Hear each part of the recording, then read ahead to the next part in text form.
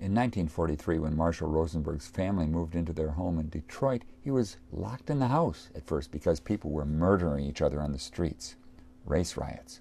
Also, as a child, he noticed his uncle coming over to take care of his grandmother who was sick and dying. He had a loving, happy look on his face. In school, Marshall would be called names and was beat up because his name was Rosenberg. He decided to become a psychologist to figure this out. And when he began his career, a mentor said, "You won't get answers to your questions by being a psychologist." So he turned his back on that profession, researched how people talk and listen to each other, how they communicate, and came up with compassionate communication, also called nonviolent communication. And for many years he's been showing people throughout the world how to have a heart connection. After writing his first book, he's written several others, including Practical Spirituality. When I read that book, I took notes because it's a way of introducing people to nonviolent communication. He begins with two questions that he says everyone has in their minds. Everyone asks it. The first one is, what's alive in you? We usually say, how are you? ¿Qué pasa? ¿Wie geht's Ihnen? ¿Cómo allez-vous? ¿Morde? Everyone says it, but that's so superficial. How are you? Fine. What's alive in you puts it in a different perspective. So, what's alive in you now at this moment? If you're watching this with someone, stop the recording and please share that. What's alive in you? Each of you share it until you finish sharing, and then begin again. The second universal question is, what can we do to make life more wonderful? So again, think of something today or yesterday that helped make life more wonderful for somebody. It could be something you did, something someone did for you, or something you saw. Again, stop the show and share with your partner something that helped make life more wonderful for somebody. Once you've finished, continue the show. How do you feel when you think of that?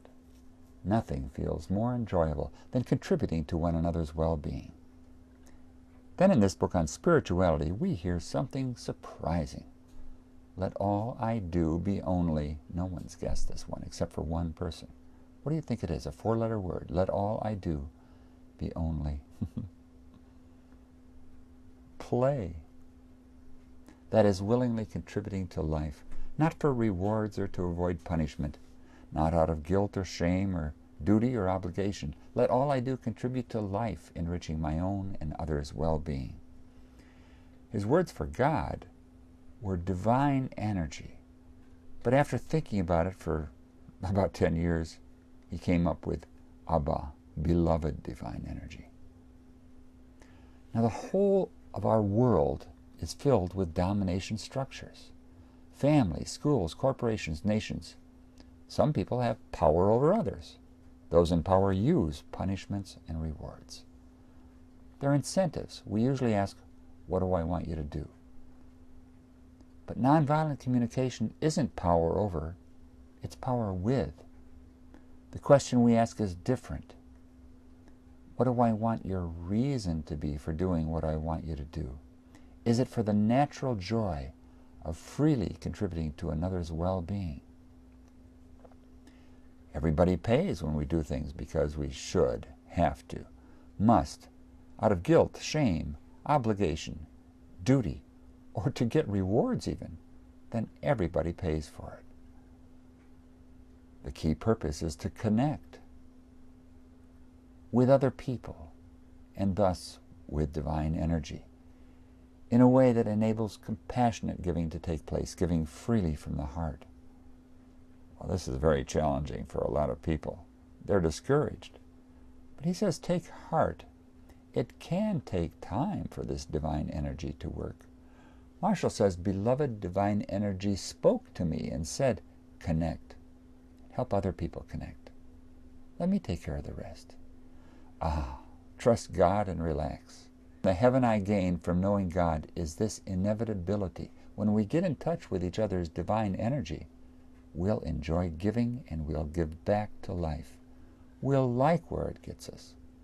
All we have to do is connect with each other's needs. Violence comes because of how we've been educated, not because of our nature. For 8,000 years we've been taught to enjoy violence. We've also been taught that humans are basically evil and selfish, and that the good life is about heroic forces crushing evil forces. In almost every movie, TV show, novel, short story, religious stories, and virtually every video game, the good guys beat the bad guys violently, and we cheer. It's as if violence is water and we're fish swimming in it. We don't even know we're wet. We're numb to it, and we perpetuate it, not only with our stories, but the very words we use. Our language reinforces this. Just imagine giving up the following words: right, wrong, good, bad, selfish, unselfish, terrorists, freedom fighters, and justice based on deserve. And on that last point, America's penal system is retributive, not restorative, redemptive, or corrective. Imagine never saying or hearing those words. Violence is impossible when we're connected with the divinity within each other and ourselves, and we'll enjoy what happens. But what if the other person doesn't know nonviolent communication? He says, and this is a request, not a demand, never, never, never hear what other people think about you. Never take it personally. You'll live longer. You'll enjoy life more.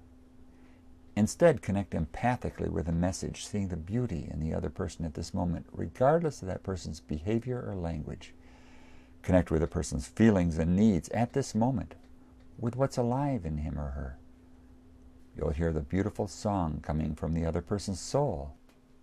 So just imagine you tell your friend Pete, "I'll be there at 10 o'clock. You show up at 10:30. He says, "You worthless piece of crap. You got no character. You got no respect. You were lazy. You were late. Get out of my face."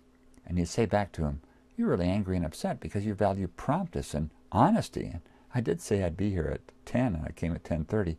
And you'd really appreciate it if in the future, if I tell you I'm going to be here at a certain time, I'll be there exactly then." He may say back to you, "That's exactly what I said." You didn't say that at all. You responded to his feelings and his needs, and he validated it. He didn't even know about nonviolent communication, but it works even if the other person doesn't know. Now, if I mentally try to understand you, I'm not present with you in the moment. I'm sitting there analyzing you. I'm not really with you. Empathic connection means I'm connecting with what's alive in you now. It means I'm really with you. It doesn't mean I feel your feelings. That's sympathy. It does mean being with you with your feelings and needs. Nonviolent communication can be explained in a minute. Oh yeah, it takes a lifetime to learn. And that's why we have a practice group meeting every week. The key is practice. First, say nothing in judgment or diagnosis or labeling. Then there are 4 steps. First, this is what I observe you have done, the way a TV camera would view it. This is how I feel, because this is the need I have that isn't being met. And this is my request, not a demand. So how can you tell a request from a demand? It's not so much how you say it, although that's very important. It's what you do when the other person doesn't do what you requested. So that's it. Say nothing in judgment. Observation, feeling, need, and request. Honest observation without evaluation, without implying wrongness or rightness. I can let the person know what needs I have that are being met by their behavior and what needs aren't being met, and how that makes me feel. And I can do it without judging or diagnosing or specifying how my needs should be met. Then I can make a request of how I would like the need to be met. Well, ironically, I say, that's it. That's all there is to it, as if it was easy. It may not be easy, but it can be done with practice. Marshall ends his book, Practical Spirituality, by saying, I need to know whether my attempts to contribute are successful. Is my intention fulfilled by my action? I'm not looking for thanks or love or approval because of what I'm doing. I just want to know if my action is enriching life or meeting your need. Please tell me. I welcome all feedback, positive and negative.